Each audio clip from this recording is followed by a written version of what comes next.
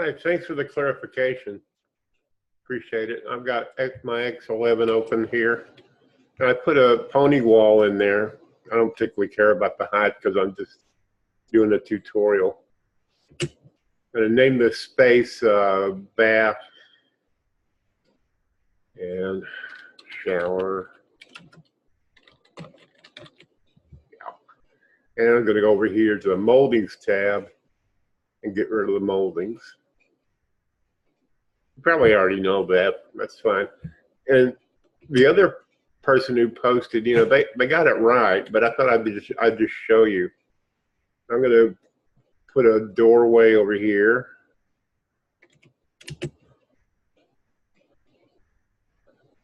And take the casing off. Yeah, that's fine.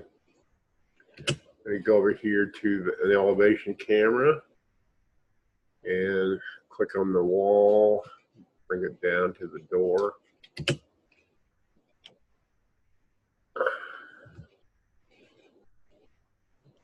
going to open that doorway and let's see, turn the casing off. I think I'll go over to the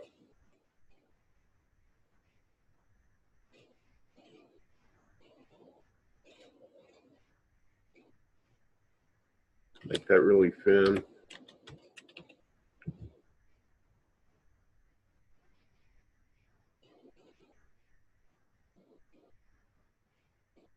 That's good enough. I'm not doing a shower tutorial anyway.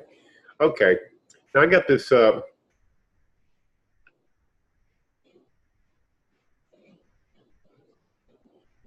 here. You know, I've got this on top. What I'm going to do to finish it off is do another elevation camera, a full elevation camera in this case, because a wall elevation will just show you the room that you create the viewpoint in. So a full elevation like this will give me what I want. I'm going to draw a polyline solid to emulate there. So I drew over the cap, over that just a little bit. I'm going to use the break line tool.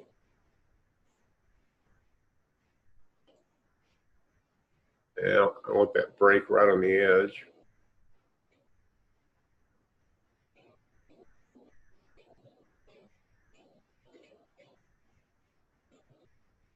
Okay, and we'll drag this down to the floor.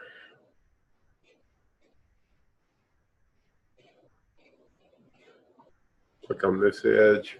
Use a temporary dimension to set it to 1.5.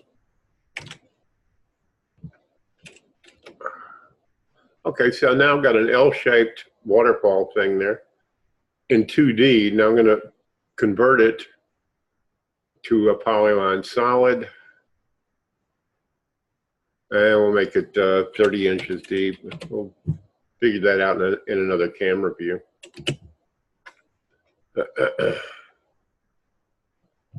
We'll go back to an isometric camera. Oh yeah.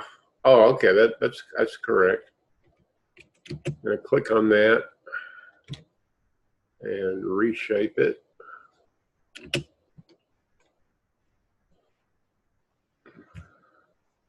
Of course, the default material on a polyline solid is concrete, which isn't very pretty.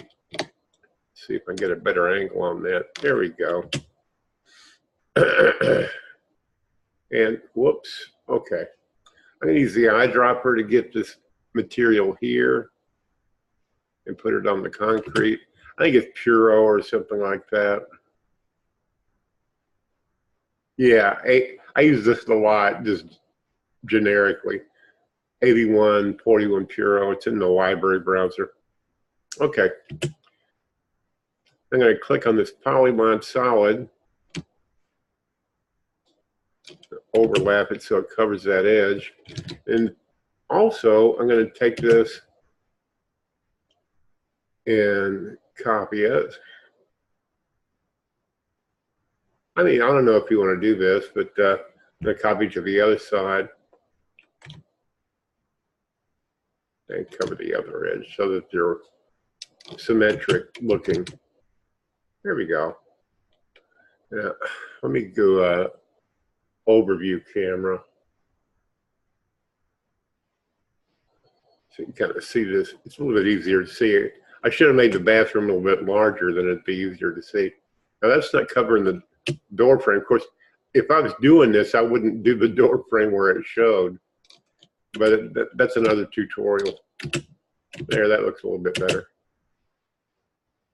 Okay, and commonly when I do showers, I use this rainbow tool. Click on the glass. I want it to be a little bit more visible than this. So you go to properties and change it from transparent to general material, where you can control the transparency. I just want it to be a little more visible so that you can see that there's glass there. The default transparency, it just isn't freaking invisible, so it's not very useful. I tell you what I would commonly do is get this glass and put it on that stupid white frame from the door cap. There we go, that looks better.